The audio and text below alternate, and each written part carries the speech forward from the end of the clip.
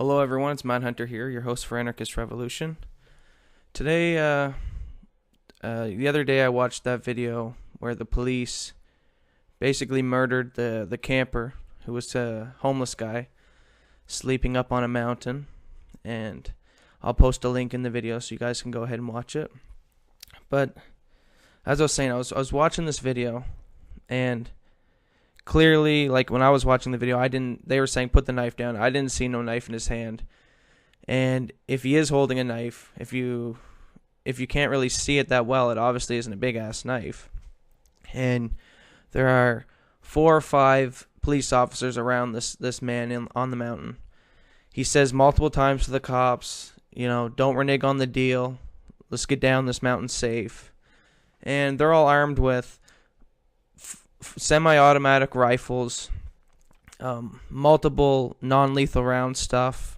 They're wearing bulletproof vests, all this armor, all this training, and they fire a flashbang, throw a flashbang at him, and then release the dog for absolutely no reason. As I can tell, I watched the video multiple times. I don't know why the hell they needed to throw the flashbang and release the dog. And then it led to that guy getting shot and killed. They murdered that guy.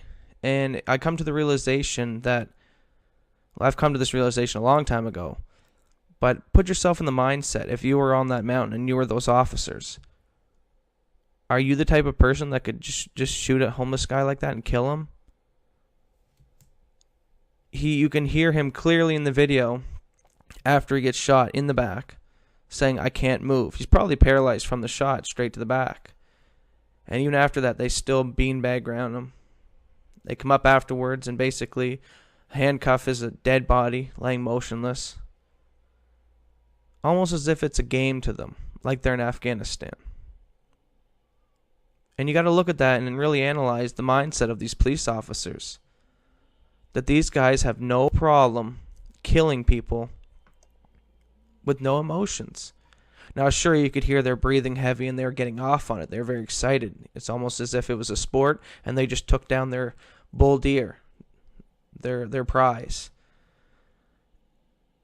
And it goes to show you that in the training, police officers, we always dealt with police brutality, but never as rampant as we see it today in today's society.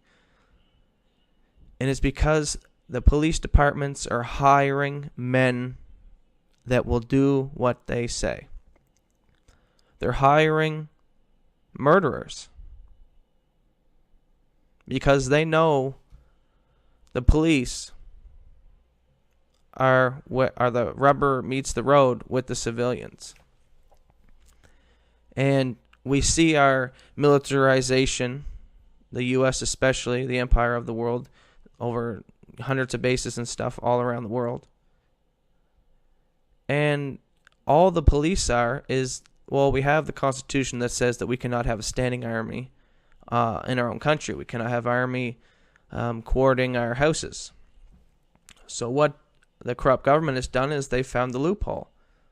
Well, let's just turn our local police into the army and militarize them. And that's what we're seeing. That's why when you go to any kind of these protests or watch a video of these protests, the police are wearing riot gear. They look like they're ready to go to war. And war with who? Unarmed peaceful protesters for the most part. This is psych warfare. This is getting us used to the police being militarized because foreshadowing what is to come down the road. Here in Canada, we're a couple $1 trillion in debt and rising. We're losing jobs and shedding jobs every month. Corruption scandals, NSA spying and monitoring everything. If you got a smartphone, you're being watched. And this pump up and the war drum being beat. And countries wanting to go to war. Now, why is that? Well, if you look at the U.S. and you look at their debt, and their percentage, there is no way they can pay this off at the current rate. We can see it. Our politicians don't want to make the cuts necessary to do it. And so they want to bring down this country. They want to bring down the United States. And they're going to drain the purse. They're going to take as much money as they can and power grab as much as they can and bring this thing down. That's what they want. And they're going to play the war card, because when a country's in debt, what better way to potentially make money and get yourself out of debt than conquering other countries? War is a great money racketeer. It also unifies nations around their leaders. Let's say a hypothetical situation, which today Obama was recently just talking about in his speech, how his number one threat he's scared of is a nuke going off in Manhattan, New York. And they talk about these things to normalize it.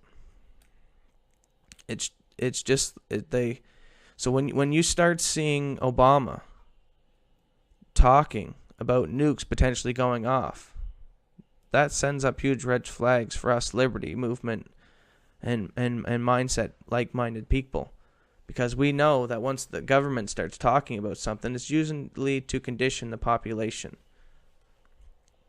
I mean, the NSA scandals have been out for months now, a year now since the first ones, and still no major changes have been done.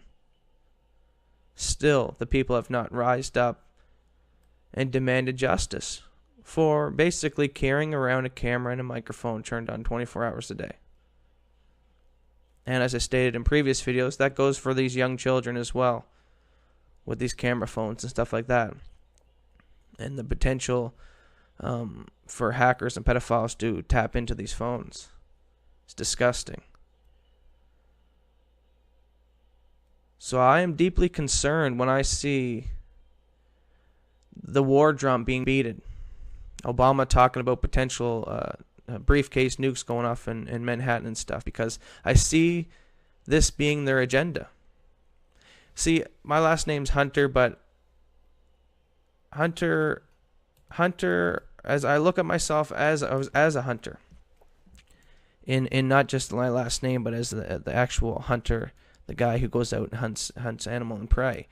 And a hunter or a soldier or someone like that studies their prey, studies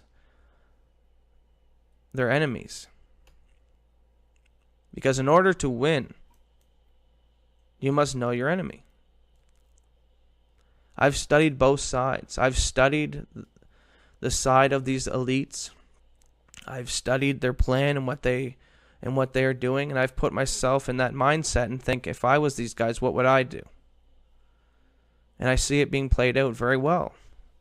The demonization of protesters and activist groups, making them look like, linking them to terrorist groups, making them look like homegrown terrorists is what we're just seeing now, this huge push, especially here in Canada with this the environmental activists now being labeled as terrorists for what they're doing, and for blocking the pipelines and the trains and stuff that are now being labeled economic terrorists. So they want to demonize the opposition, take us to war, and fund both sides. That way you can never lose. See, this goes above and beyond just countries. Because if you think Russia and US going to war is going to hurt Putin or Obama, it's not, because Putin and Obama will not be on the front lines fighting and dying.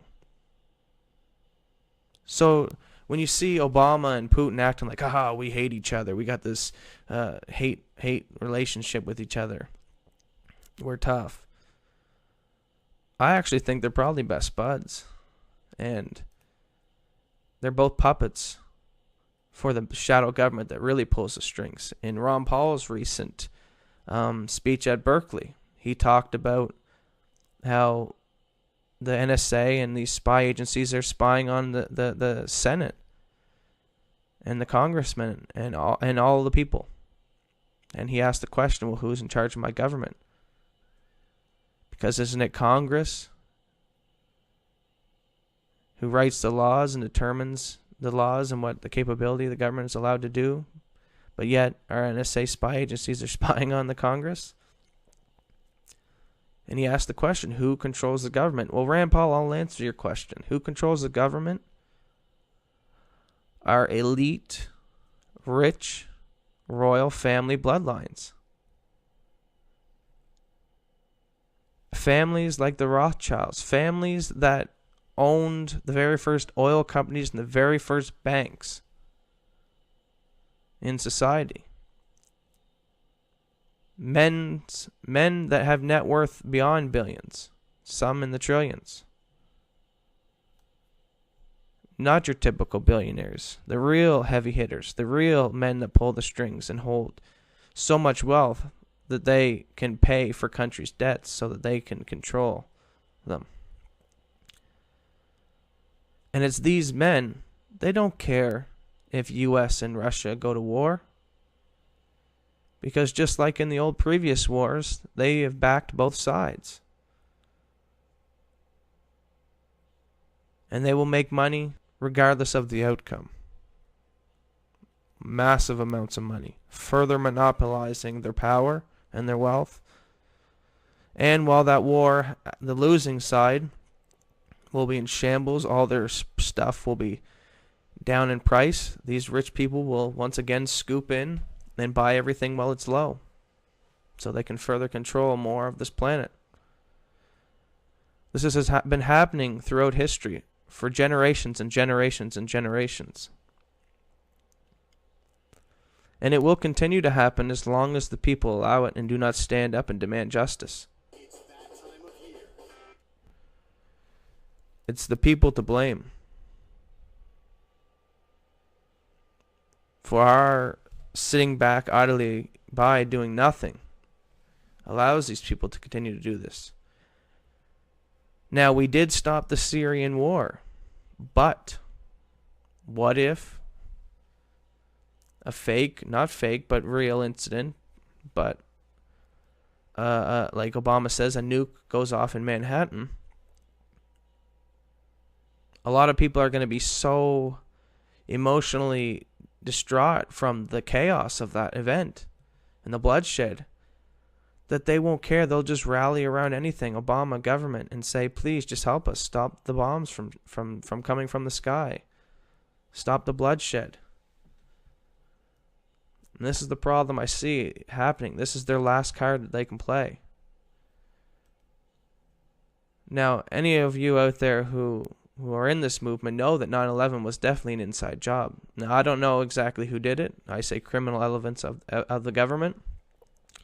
But just looking at that, I don't need to be a rocket scientist to know that if a plane hits a building that's built with reinforced steel rivets that run clean up to the top of the building, multiple floors of concrete, that there's no way in hell that a plane could hit that and it for to crumble in on itself in 6-second free fall. It's physics. It's impossible. There's no way. I could see it burning up there with a hole in it where the plane hit it for a long time, maybe a chunk falling off, but never free falling the way it did. So what's that tell you guys? Well, us that are awake know that our government was willing to stage a terrorist attack called 9/11 that brought in the militarization of our police and homeland, created homeland security and all these other things, TSA at the airport. Look at all the things it brought in. All of our rights taken away. For what? Well, they tell us for our safety, for this threat of terrorism. And once you find out that massive terrorist event, 9/11, was orchestrated by them themselves, you start to understand how sinister these people are. And if they did it at 9/11, don't think they won't do it again. And with all these revelations and the people getting more and more awake and more people awakening and rising and loving liberty and freedom, these power-hungry men will not hand over their power, money, and wealth so easy. They would rather die than do so. It's in their character. They're psychopath, evil men. So they will play that last card if they have to. And my main concern is if something like this happens, a catastrophic event, the economy collapses, war, whatever it is, a nuke goes off, that the people of this population are aware of who orchestrated these events, that we not fight amongst each other, that we not fight other nations, that we look and say, it's these few elite, rich men that orchestrated this whole infighting, that we will not fight amongst us brothers and sisters and shed each other's blood so that more rich men can prop up their purses. Let's not have a World War III. And if this type of stuff happens, us awakened people really have to pound it into the population's head, the sheeple that will rally around the Obamas and their government to stop the wars and to stop any of the chaos from happening. To remind them that it was the government and the people they're rallying around that orchestrated this stuff to begin with. And that we should, if our government does collapse, we should not build a new one. Because we have seen throughout history that it just does not work. When you grant men the monopoly and coercion of the use of force, that are allowed to forcefully tax you, are allowed to forcefully steal your money, to pay into their system, to pay for their salaries, that system fundamentally cannot work because it's a system set up on violence. Now, I'm optimistic, but I do see some kind of event happening in the future. It's inevitable. The pollution, the oil spills, the economy, the debt, the fiat currencies, the money, the corruption on all levels of government, the police state. It's inevitable that we're going to head towards some kind of a crash. Now, what I want to do is to ensure that when that happens, it's an easy transition. That it is not extremely violent and chaotic. That people are not caught up in the emotions of the terrorists, the terrorizing events going on around them. That they don't rally for more government and rally around these assholes that created this stuff. Let me just read just some of the articles that I wrote down today of things I was reading through my newsfeed that I posted to my Facebook. As I mentioned before in the video, the police that shot the camper dead clearly murdered the guy. Go watch the full video. Canada imposes sanctions on Russia.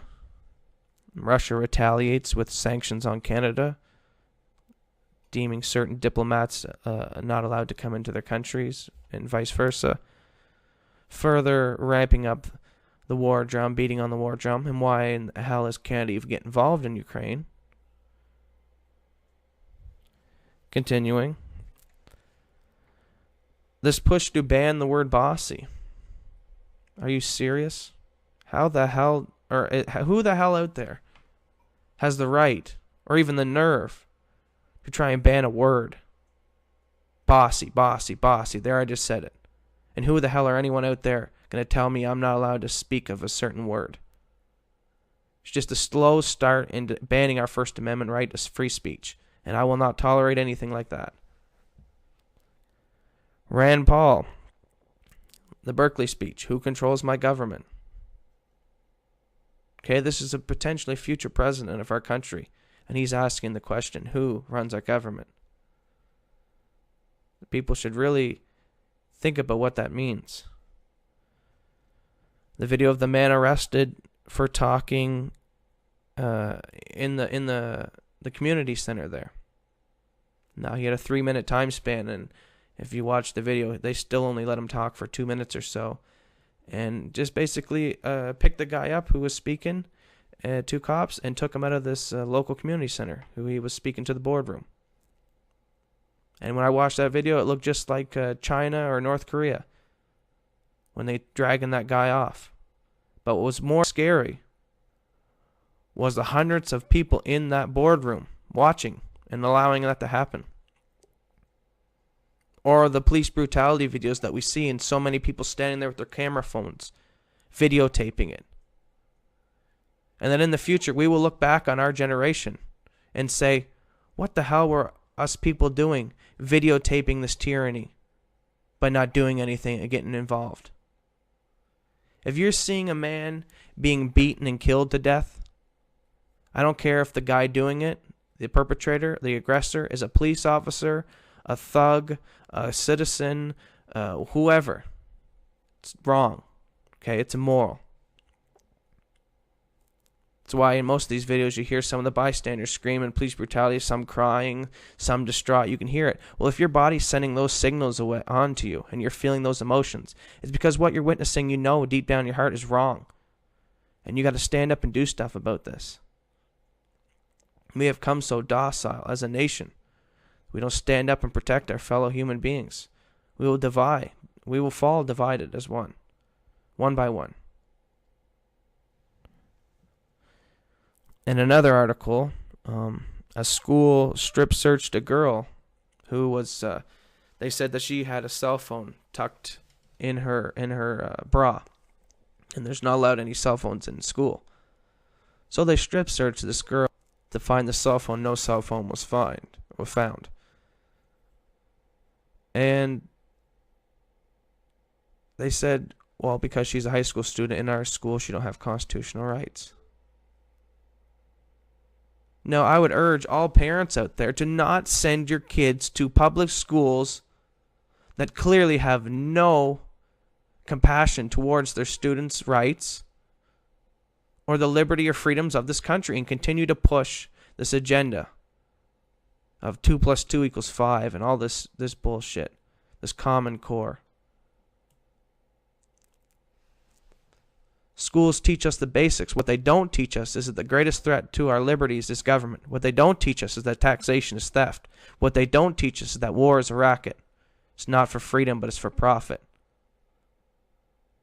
School is where the brainwashing begins.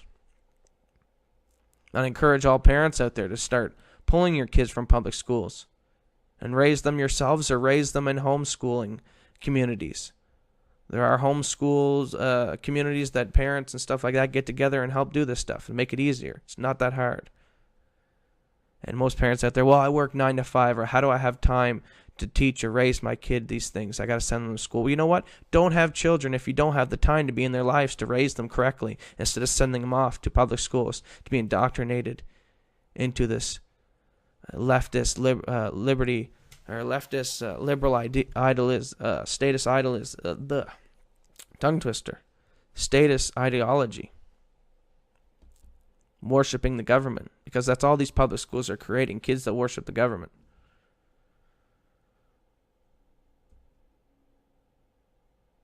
So please, I encourage all listeners, all viewers out there, get involved. Things are seriously starting to ramp up.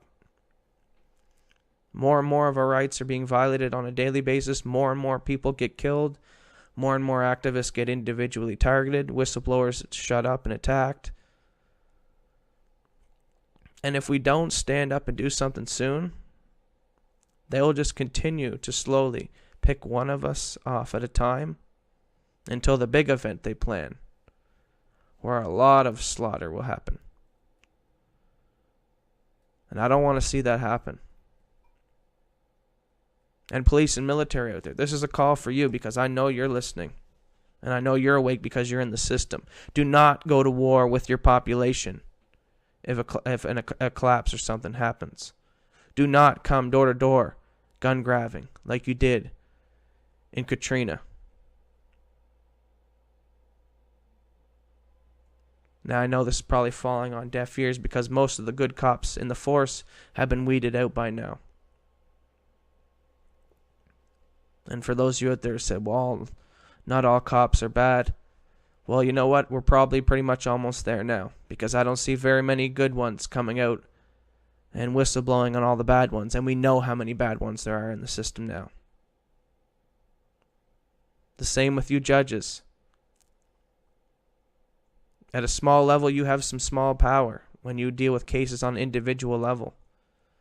You're in the system and you can make a small difference. Do the right thing. Honor your oaths out there. Stop putting away people for victimless crimes. Juries, get up. If you got any jury notices in your mail, go pick it up. Go be on a jury panel. If the person being convicted has no victim, let them go. Walk free. Hang the jury. throw our bodies on the wheels of the system and make it stop. Stop funding it. Stop going to big box corporation stores that support government. We must bring it to an end.